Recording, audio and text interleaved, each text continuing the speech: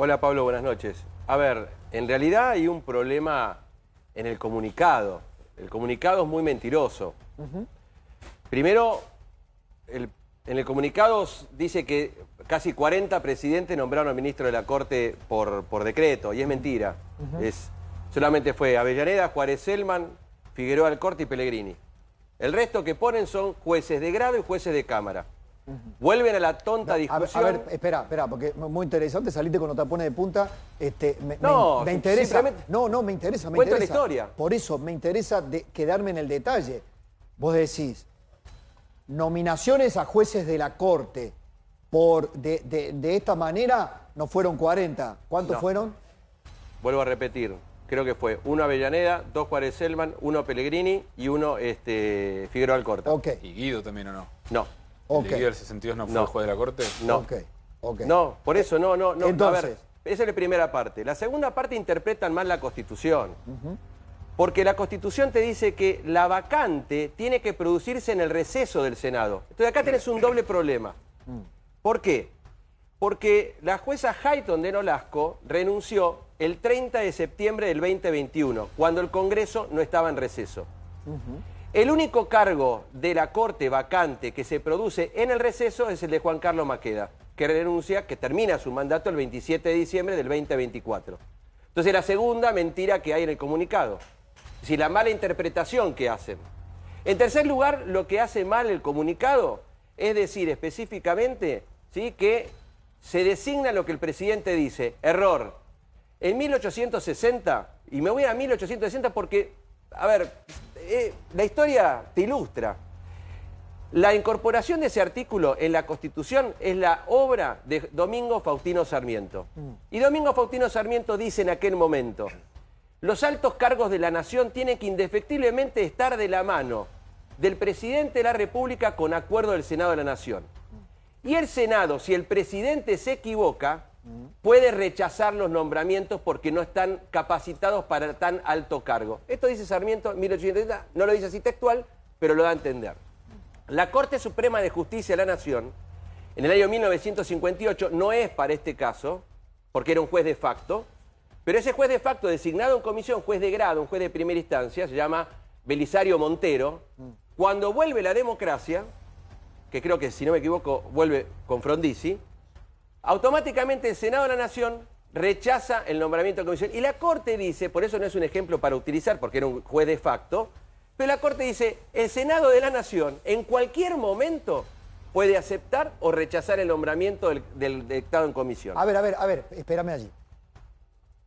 Con esta jurisprudencia o con estos antecedentes, ¿el Senado podría rechazar el nombramiento en comisión por más que lo haya hecho el presidente y que dure un año? Exacto, porque lo dice la jurisprudencia, no es, por eso dije, no es el caso para tener como norte, pero la Constitución es muy clara, y automáticamente se da se da claramente que el Senado no puede quedarse los brazos cruzados. ¿Por qué?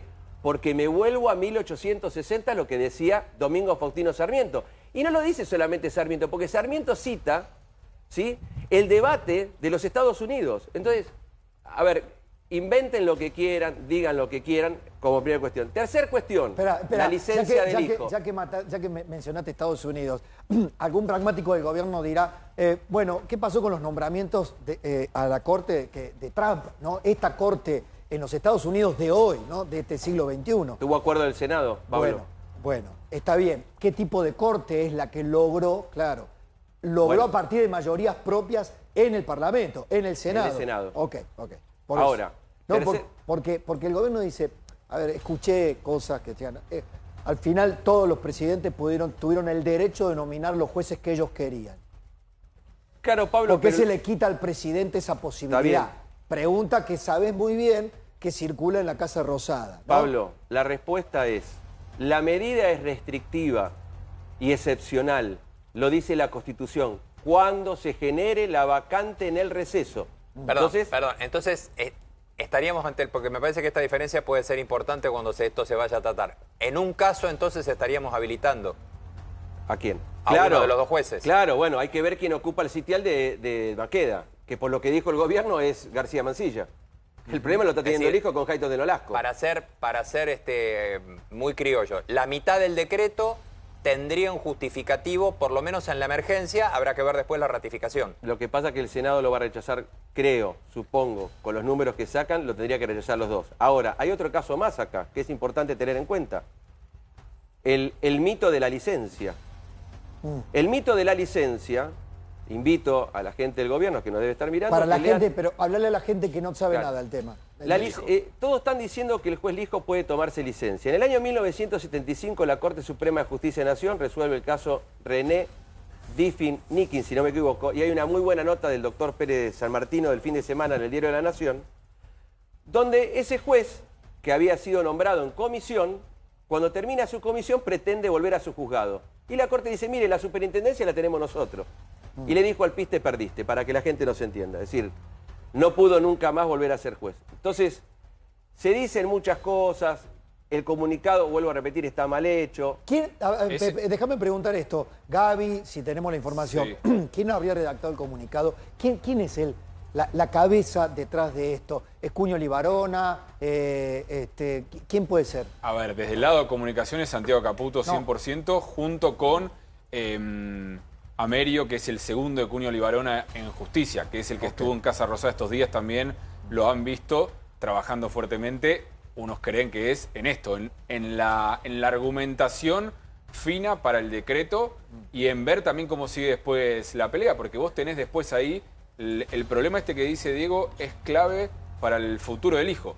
Si va a poder tomarse licencia o no. Sí. Si la Cámara no le otorga la licencia, si la Cámara Federal no le otorga la licencia o en última instancia la Corte, la decisión de él tiene que ser o renunciar o decirle al presidente de la Nación que firmó el decreto, decirle voy a esperar a que siga el trámite ordinario, que vaya a las sesiones ordinarias y ver si el Senado me da el lugar. Una versión, recién charlábamos con Gabriel Yesi, es que la Cámara le podría otorgar 6 meses de licencia. ¿Puedo hacer una aclaración con eso nada más? Sí, Diego. Hay una lógica que yo no me voy por más alto cargo.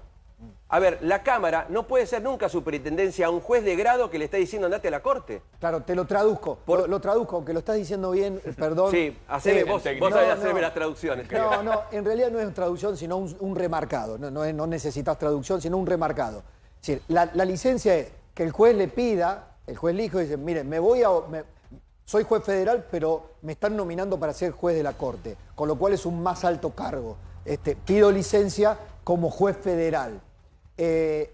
¿Por qué se le otorgaría 6 meses? ¿Por qué no habría posibilidad de que se le dé esa licencia, según vos, Diego? A ver, ¿por qué? Porque las licencias comunes, voy a dar una charla, estoy viendo un diputado de Tucumán, soy juez y voy a dar una charla en Tucumán. Voy y se la pido a la Cámara, no a la Corte. Hola, me voy a tener que tomarme 5 días porque tengo mucha presión y estrés. Se la pido a la Cámara. Okay. Pero en esta instancia se la pide a la Corte. Es más, Pablo, Bueno, si me permitís... ¿y la Corte qué haría en ese caso? ¿Se la aceptaría o no, la licencia? No, eso hay que preguntarle. A ver, acá viene la segunda parte. Ahí mueve la Corte. Exacto, Claro. ahí mueve la Esta Corte. es la otra pregunta. ¿Le tomaría juramento a la Corte, Bueno, sí o hay no? una acordada. ¿Le da la licencia, sí o no? Hay una acordada, la 12-2024, de la Corte Suprema, del 9 de abril del 2024, donde la Corte deja en claro quién tiene la superintendencia de las cuestiones de los jueces inferiores. Y donde la Corte, ¿sí?, dice, hay una forma de resolver esto. Cuando somos 5, mayoría de 4. Cuando somos 3, Sí. 4, mayoría de 3. Cuando somos 3, mayoría de 2. Sí. Te lo traduzco. No sé. Rosati y Rosenkrantz. Sí. Lorenzetti por otro lado.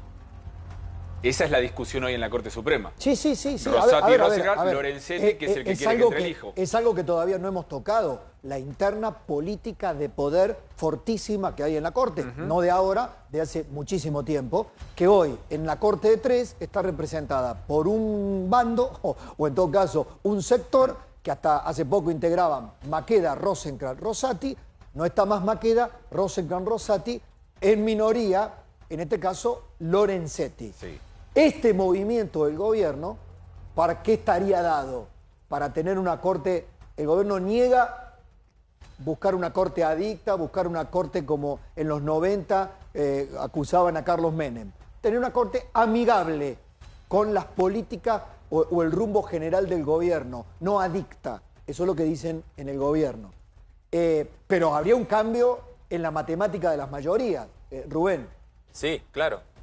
Porque básicamente, a ver, en este momento, si vos pensás en el argumento del gobierno de que la Corte no puede funcionar con 3 miembros, como es lo que está argumentando, te aplica un sistema de 2-1 que se te cambia totalmente, pero desde el punto de vista de la ideología y del control también pasa a la proporción que ustedes están diciendo.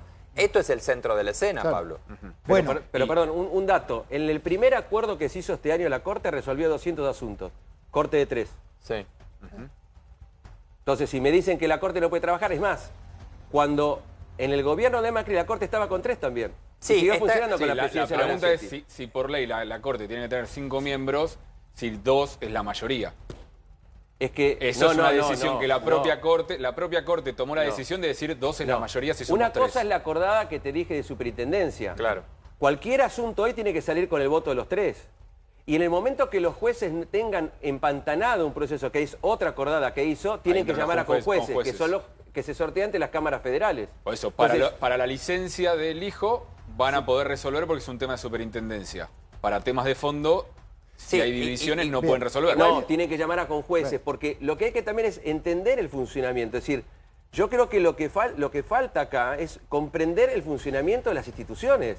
Es decir, cómo funciona el Poder Legislativo, cómo funciona el Poder Judicial. Bien. La Corte Suprema tiene un funcionamiento. Queríamos tener, gracias Diego querido, en una primera parte, en esta puesta a punto, aspectos técnicos jurídicos. Después viene lo político, ¿no? Lo político es una caja de Pandora. Y los posibles obstáculos que pueda tener el gobierno para que esto se concrete. O sea, las impugnaciones. Ha dado unas pistas, Diego, sobre algunas posibles impugnaciones a partir de determinados argumentos.